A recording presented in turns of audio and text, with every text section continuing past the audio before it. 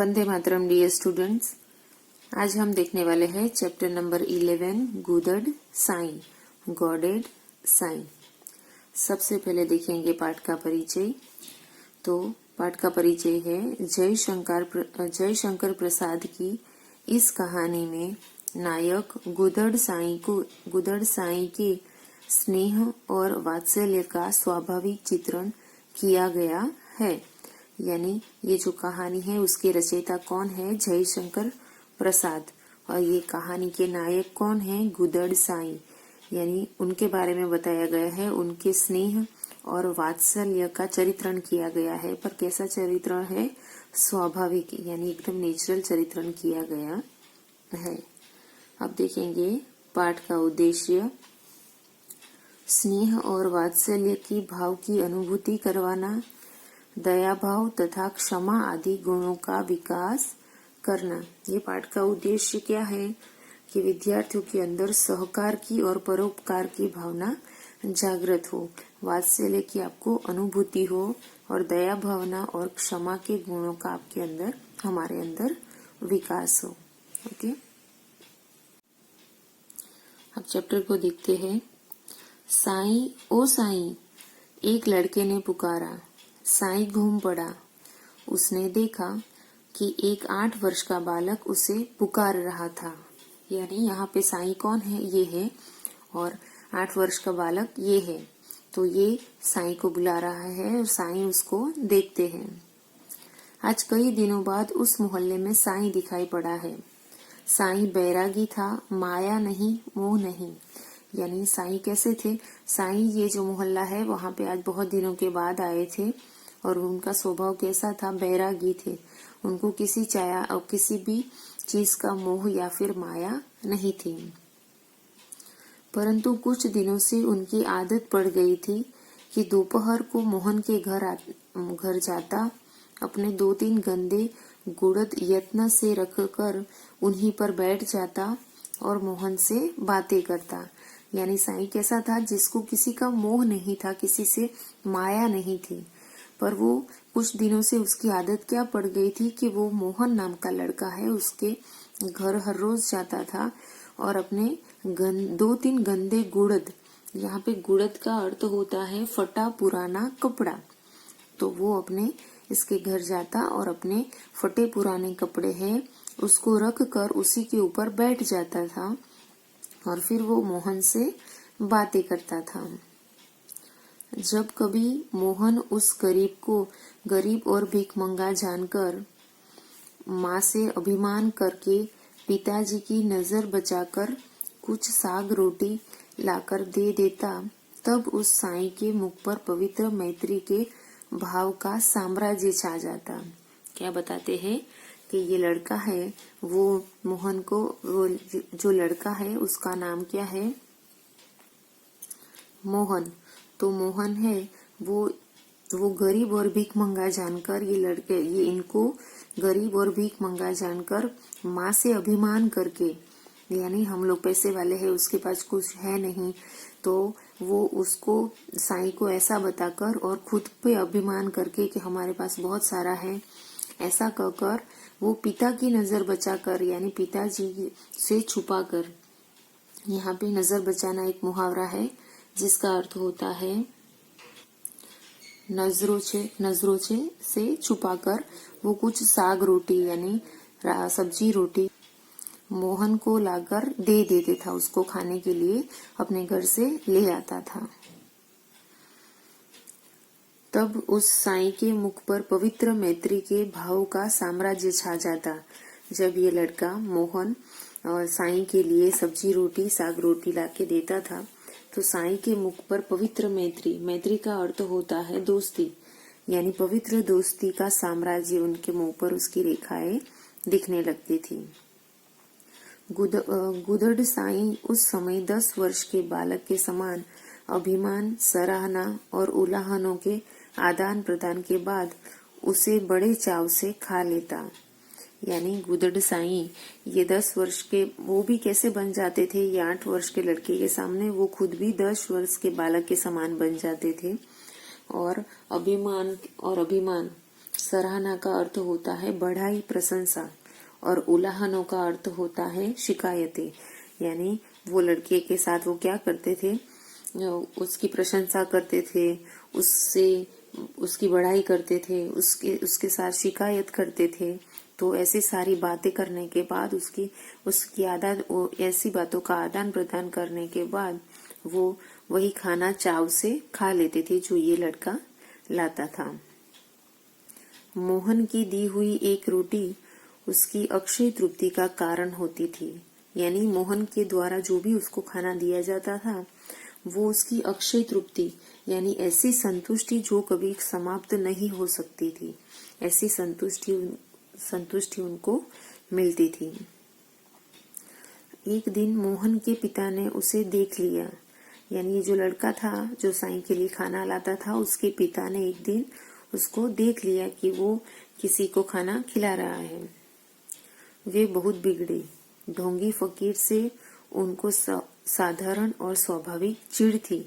उनको क्या आ गया, गुस्सा आ गया, क्योंकि उनको ढोंगी फकीर, ढोंगी का अर्थ होता है दिखावा करने वाले और फकीर का अर्थ होता है संत, यानी दिखावा करने वाले पाखंडी संतों से उनको चिढ़ होती थी।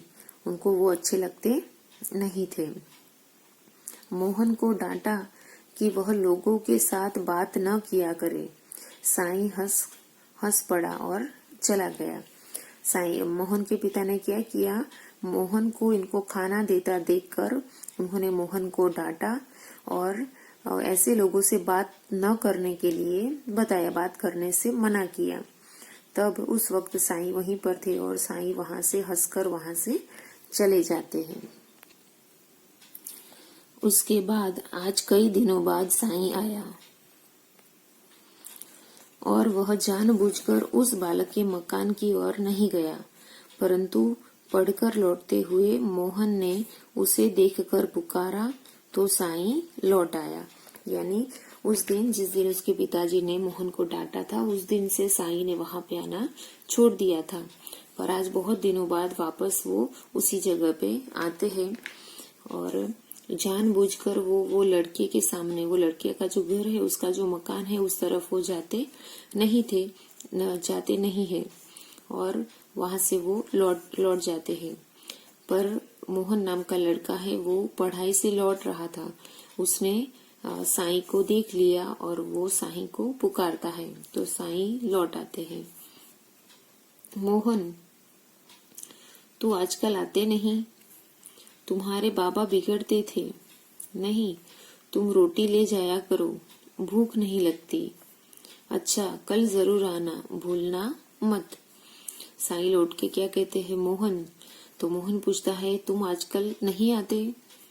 तो साईं बताते हैं कि तुम्हारे बाबा बिगड़ते हैं, मतलब तुम्हारे ऊपर गुस्सा करते हैं, इसीलिए मैं नहीं आता। फिर भी मोहन कहता है, नहीं, तुम रोटी ले जाया करो। मतलब कहते हैं नहीं बिगड़ते, तुम रोटी लेने आना।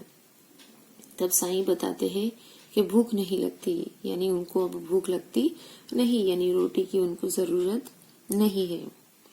अच्छा, कल जरूर आना, भूलना मत। मोहन क्या बताता है, फिर भी तुम कल आना, भूलना मत। इतने में एक दूसरा लड़का साईं का गुदड़ खींचकर भागा। यानी साईं के जो चिथरे, जो फटे पुराने जो कपड़े थे, वो जब ये लड़का और साईं बात कर रहे थे, तब और एक दूसरा लड़का है, वो ये फटे पुराने कपड़े खींचकर उनके हाथ में से भाग जाता है। गुदड़ लेने के लिए साईं उस लड़के के पीछे दौड़ा। साईं भी वो फटा पुराना कपड़ा लेने के लिए वो लड़के के पीछे भागने लगते हैं। मोहन खड़ा देखता रहा। साईं आंखों से ओझल हो गया। मोहन छोटा बच्चा था तो वो वहां पे ही खड़ा रहा और उनको भागता देखता रहा, और साईं इतने दूर चले गए कि मोहन को अब वो दिखाई देते नहीं थे। आंखों से ओझल हो जाना वो एक मुहावरा है जिसका अर्थ होता है दिखाई न देना, यानी वो इतने दूर चले गए कि वो अब दिखते भी नहीं थे। चौराहे तक दौड़ते दौड़ते साईं को ठोकर लगी।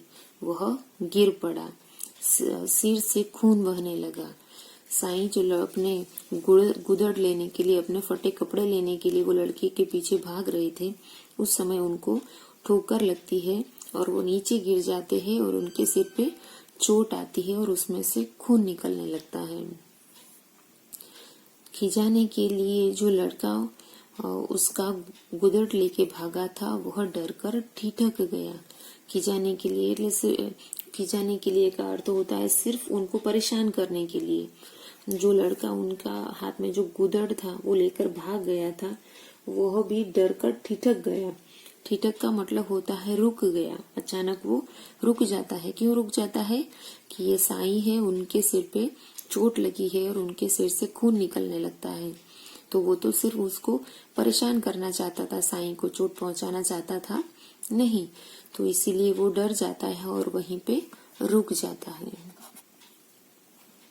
मोहन के पिता ने उसे पकड़ लिया, यानी उस समय मोहन के पिताजी, चित्र के अंदर भी दिया गया है, मोहन के पिताजी आते हैं और वो उस लड़के को पकड़ लेते हैं और दूसरे हाथ से साईं को भी पकड़कर उठाया। उन्होंने वो लड़के को तो पकड़ लिया, पर साईं जो नीचे गिर गए थे उन्होंने दूसरे हाथ से साईं को भी पकड़कर उठाया। यहाँ चित्र में भी बताया गया है। नटखट लड़के के सिर पर चपत पड़ने लगी। साईं उठकर खड़ा हो गया। ये लड़के ने क्या किया? सिर्फ साईं को खिंचाने के लिए उनके हाथ से कपड़ा ले लिया था। तो ऐसे नटखट लड़के को चपत पड़ने लगी, यानी तमाचे पड़ने लगे। तो साईं वहां से जहाँ खड़े नीचे पड़े थे वहां से खड़े हो गए।